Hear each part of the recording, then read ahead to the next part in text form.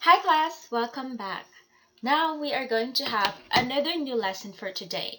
But today we are just going to discuss on how to write a psychological assessment report that is actually a part of or your final requirement for my course.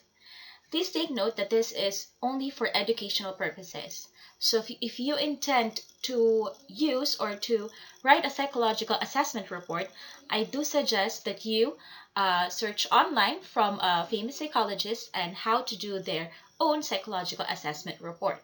But for this one, I'll just be using this format just for educational purposes only.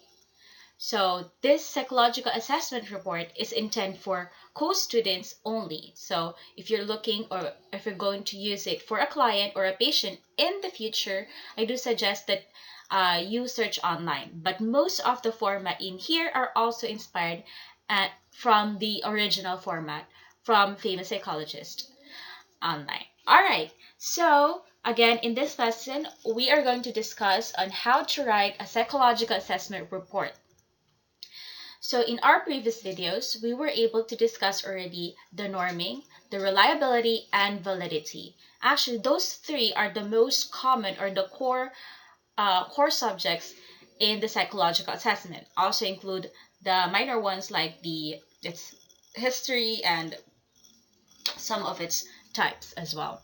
So now in here, since you already know that, the core, let's now proceed on how to write a psychological assessment report. Now let's go to the next page. All right, so in my final requirement, here is the psychological assessment report format that I will ask you to use. All right, so the first bullet would contain all the personal information of your client, which is your classmate in our case.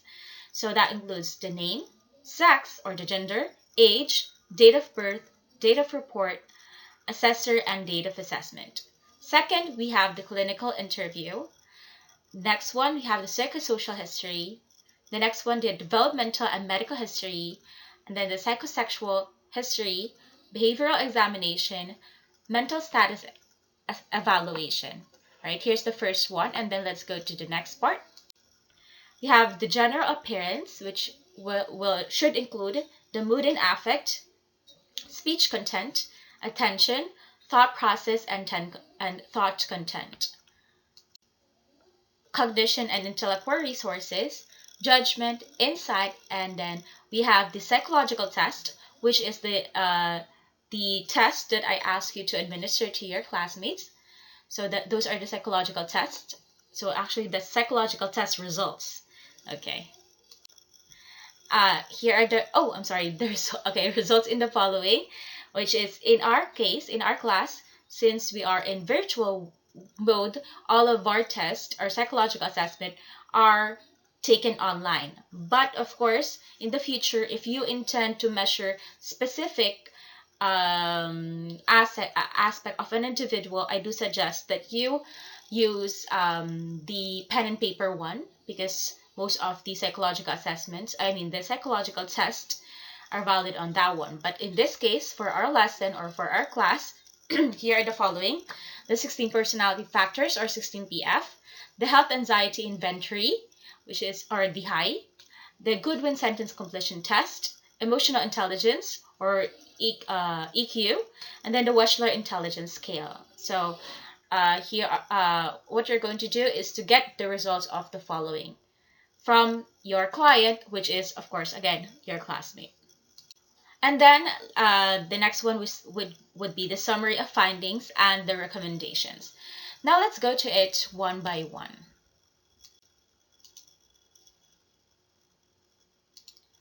All right, so we have first is the name. Okay, so since this is just for educational purposes, I'll be asking you to not use the name of your classmate, but use a pseudonym. So instead of using its original name, please use or create a pseudonym or a fake name.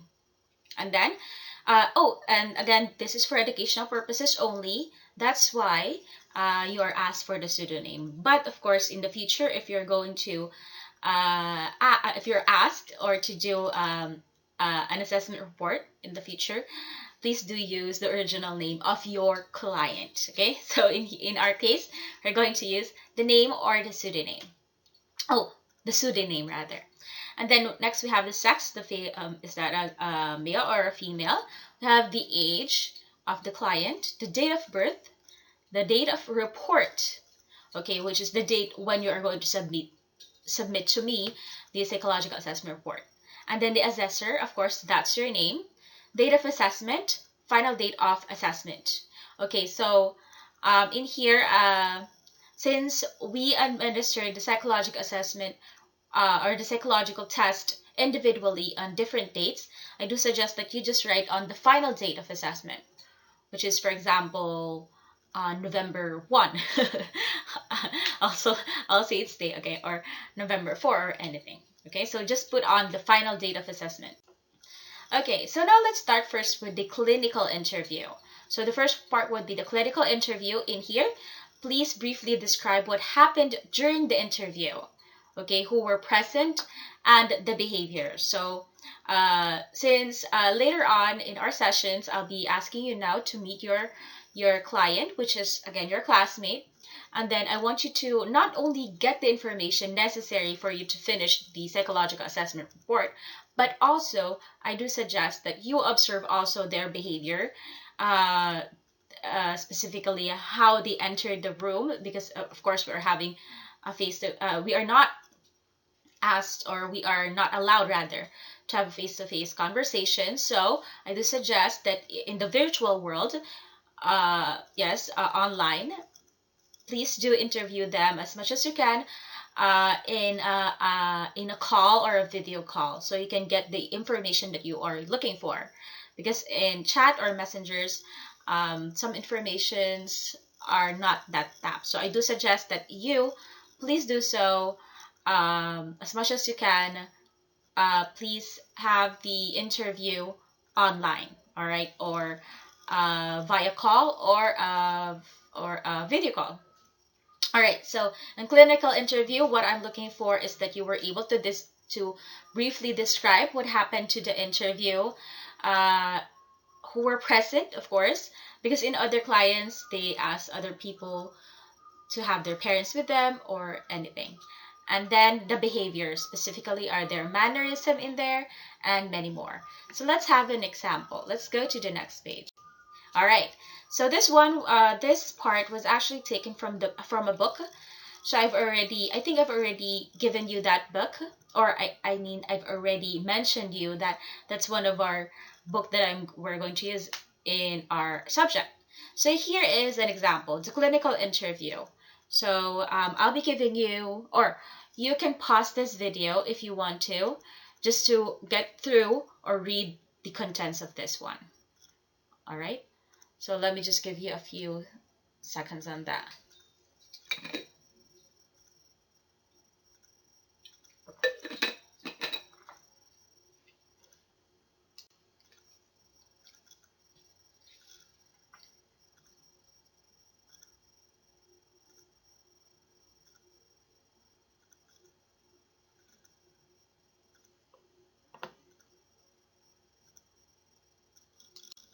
All right. So now let's go to the second one. Second part is the psychosocial history. So in here, basically what you're going to do is just to indicate the psychosocial, or the how the individuals grew up in the environment that he or she has. So you can use the Erikson stages of psychosocial development as your guide. Okay, so like for example, during infant, that's 0 to 1 years old. So this the client was able to establish a trust or a mistrust, okay, or hope. So in here is he or she um, was able to get through each stages rather. All right, you can use that as a guide in your interview. Okay, you can ask the client or your classmate rather, okay, so what were you like when you were 7 years old? Okay, So that's during the school age. So were you able to get in touch with your classmates? Are you good in class? Or were you able to play with them, and many more, right? So you can use the Erikson stages of psychosocial development in here.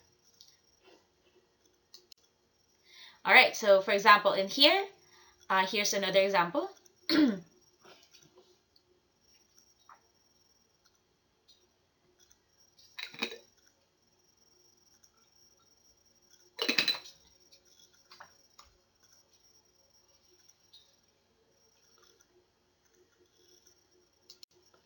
All right, the next one would be the developmental and medical history.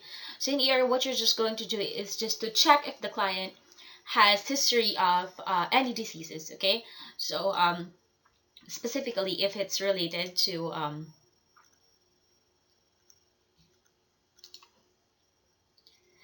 it's better if you are going to include, if there are, or if there are any, um, medical history in their family that includes on the psychological or behavioral aspect, okay, and if there are any developmental and medical. So I've only included in here diseases while growing up, like mom's diabetes and many more, because sometimes these diseases or specific medical history of them actually affects their behavior. So I do suggest that you also write that specifically if there are any, and if you all right, so the next one would be the psychosexual history. So in here, I do suggest that you use Freud's stages of psychosexual development as a basis as well. So in here, like for example, the during the oral stage, the client was very what do you call this? Chew a lot of toys according to his mother. All right, so I do suggest that you use this as a basis as well. All right, so that's for the psychosexual history.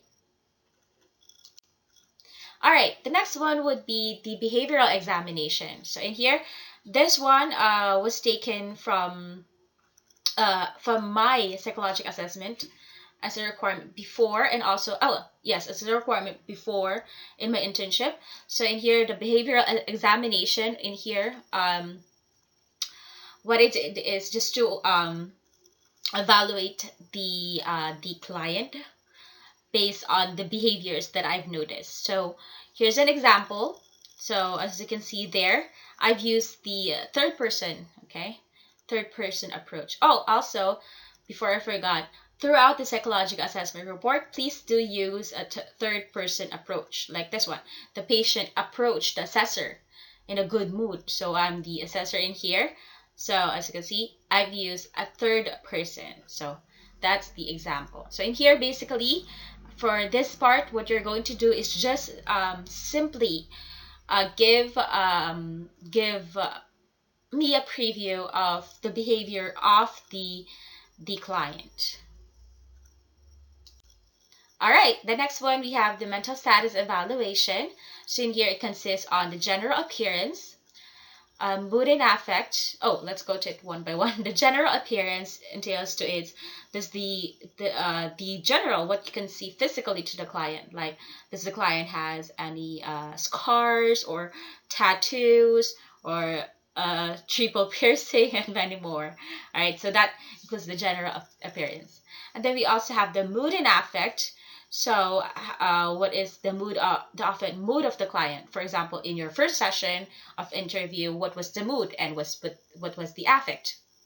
Okay, I do suggest in this part that you go through your abnormal psychology subject or coverage. You can mostly see all of most of this one. Okay, so the mood and affect, it's actually different.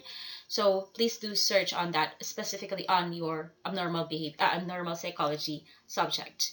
Okay, don't worry. At the later of this video, I'll be showing you an example of mood and affect. And then we have the speech content. That also can be found more of this in the abnormal psychology. The attention. So if the person was able to, or is the client has a very good attention, a long term, a short term, and many more. Thought process and thought content. how does the client process things. So does the client have a hard time processing your questions, or many more? Okay, cognition and intellectual resources. Okay, judgment and insight. So don't worry, the later part of this presentation, I will show you my example of the psychological assessment report specifically for the general, specifically for this one. All right, so here's an example. That's for the general appearance and mood and affect. Again, you can pause this video if you want to read through it.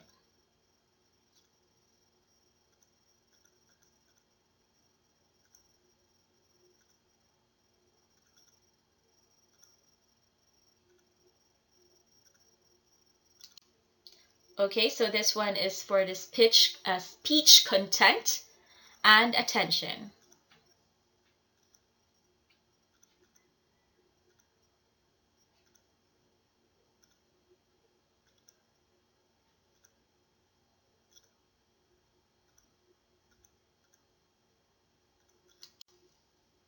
And then we have here the thought process and thought content.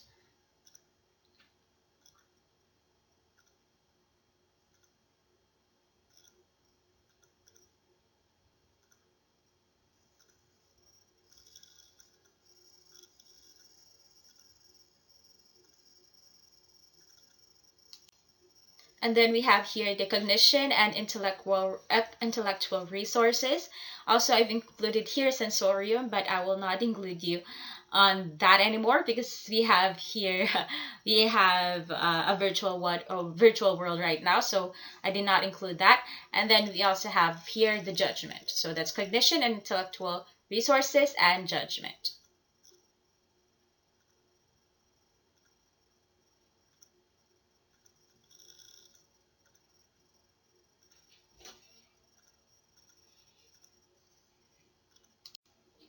And then in here we have the insight.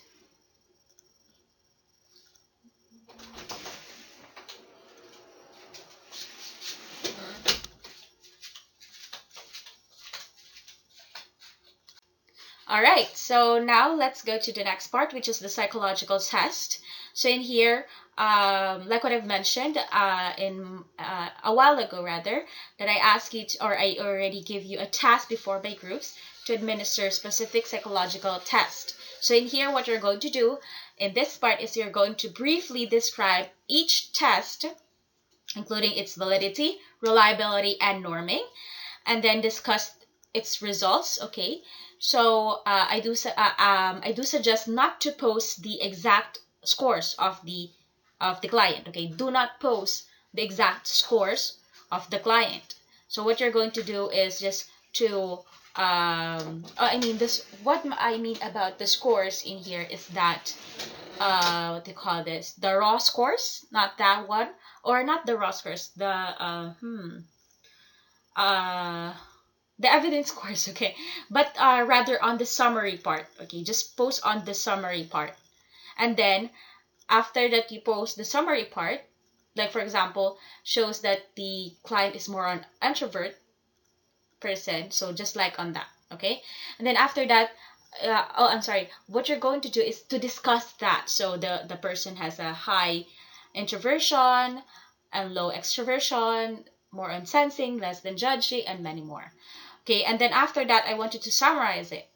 So the client shows low or high in, that indicates, etc. For example, the client shows high in emotional intelligence, that indicates that the client, according to the test, is very is very resilient, and many more. Okay, so please do rely on the results of the test as well. All right, and how the test interprets it. All right, and then we have here the summary of findings. So please do summarize everything in just a paragraph. Okay, so from the beginning, it's from its clinical interview down to the last part, which is the psychological test. Please do summarize that for in 1 to 2 paragraphs only. All right, so just like this one, summary and recommendation. So the summary is this one. So I do suggest to pause again the video.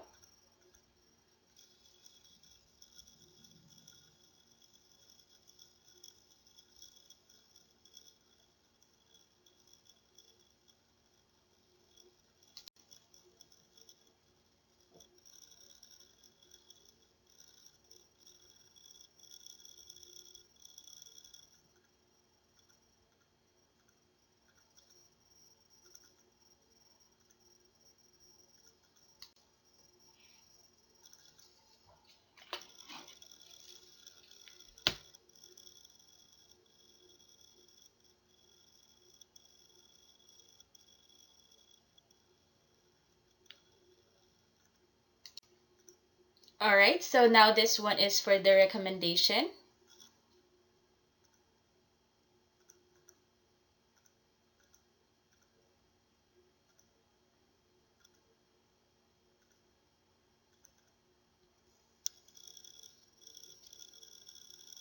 Okay, as you can see below, there is the name of the assessor and the date.